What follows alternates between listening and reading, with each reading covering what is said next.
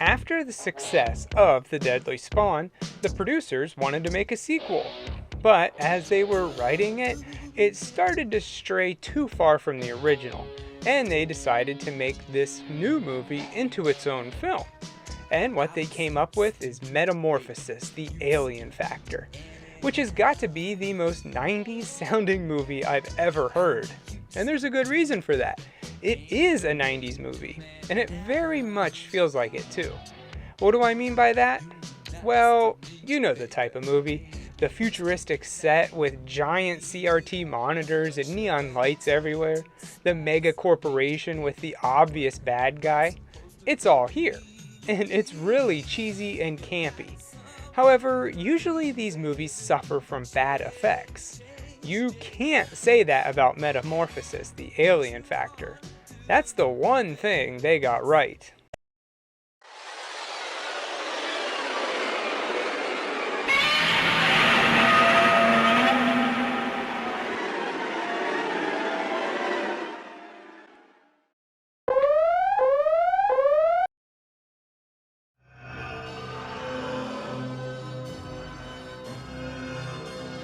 It starts out with security guard John Griffin, who works for Talos Corporation. Some alarms are going off in Sector 3, so he goes to take a look.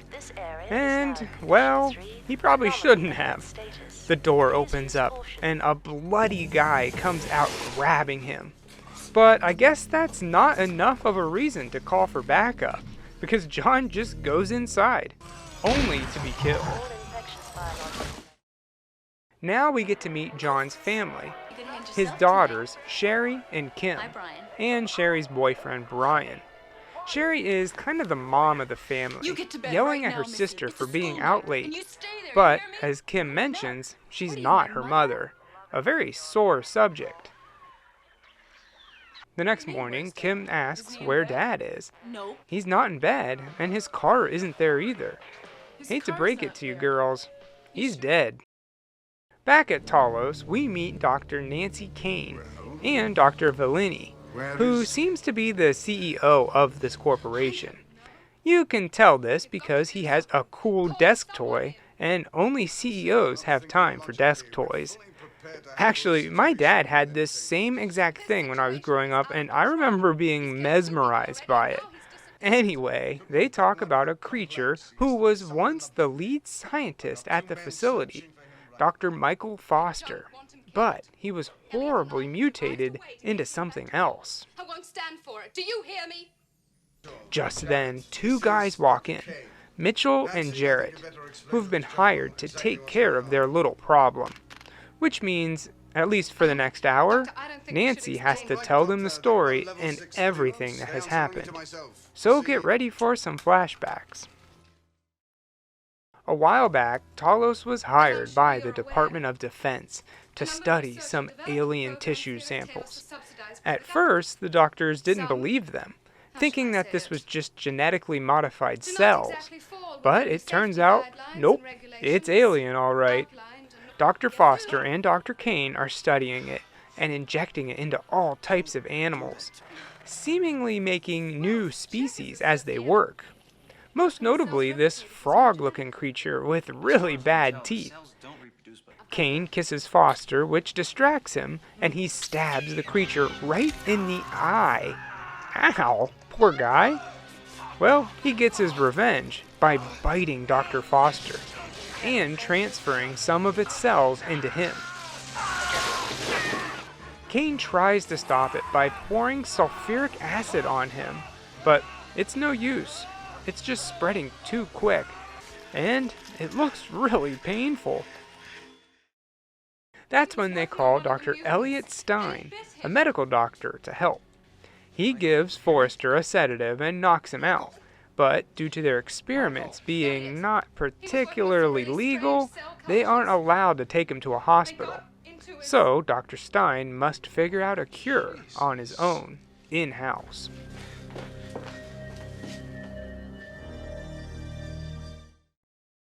As the days go on, Foster is looking worse and worse, without much hope for a cure. And now, he's shooting stuff out of him. What the hell was that? These things are truly unique, and I don't really know what to call them. I guess they're mouths, but without any body. Like, it's just a mouth. What were they smoking to come up with this stuff? The story is interrupted when Violini gets a call that they have a visitor.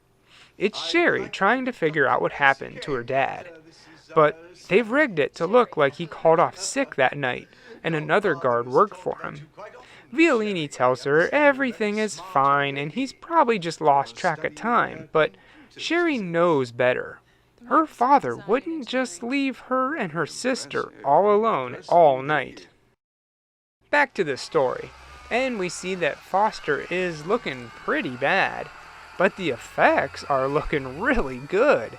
Real wet and gooey.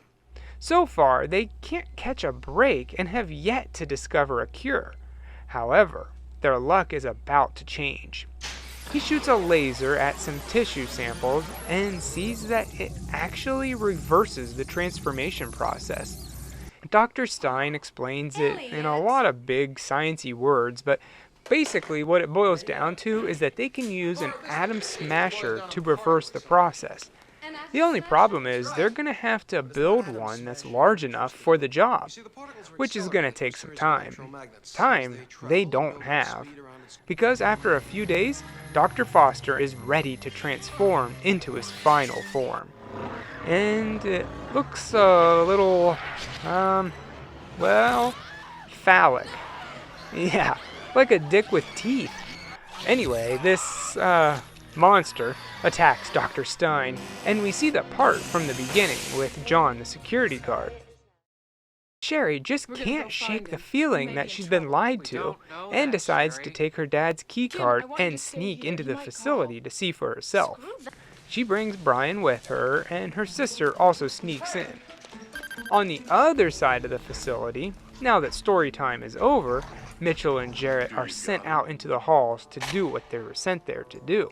Destroy Michael Foster. They run into the girls, and Jarrett backhands Sherry. Oh, that's gotta hurt. I guess Foster doesn't like it when you hit a girl, because he takes out Jarrett, and shoots his suction cup tentacles to Brian. Sherry takes advantage of this and gets out of there, reuniting with her sister Kim, but the monster is right behind them. They try to fight it off by throwing some acid at it, but that only hurts it. It's not looking good for the girls. But then Violini and Dr. Kane come running in. They shoot at it and get its attention, while the girls escape. But Violini and Kane aren't so lucky, and they're killed. The girls run away and end up with Mitchell, but it's a dead end. Sherry does some computer techie stuff to get the door to open just in time, and now they're in the newly constructed particle accelerator. All they have to do is lead Foster into place and fire the beam. And guess what? It works! Perfectly, in fact.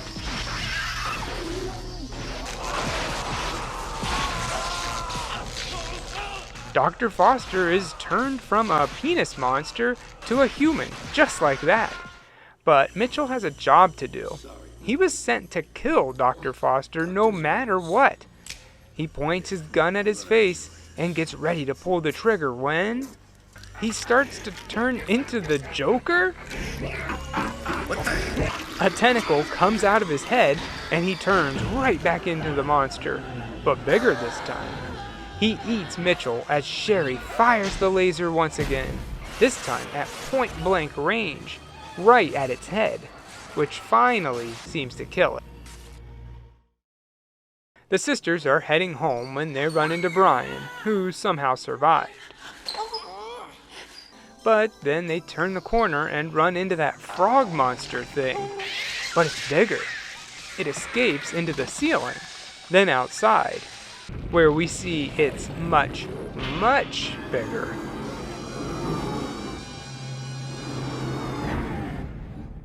And that was Metamorphosis, the Alien Factor. And it's actually not half bad. I'm gonna stop right now comparing it to The Deadly Spawn, or saying that it was a sequel, Because it really wasn't. The Deadly Spawn was just a way to finance this movie. Other than the great special effects, they're totally different films. Metamorphosis is true to its title though. There is definitely a metamorphosis, and it looked painful. It's hard to not compare this movie to The Fly, which is better, but there is a spot in the world for Metamorphosis too. It's campy, cheesy, and just a notch above made for TV. It really shows its age with all the 90s sets and scientific mumbo jumbo, and then the acting is less than desirable at times. However, that finale does not disappoint. The creature effects are great, and we even get some stop motion in there. You gotta love that. I actually kinda liked how most of the plot was told by Dr. Kane in a story-like format, almost like someone defending themselves to a jury. But here, she's telling it to some assassins, so they know what they're up against. Metamorphosis, the alien factor, is worth a watch. One time, just for the effects. Then forget about it. I give it 2 90s desk toys out of 4.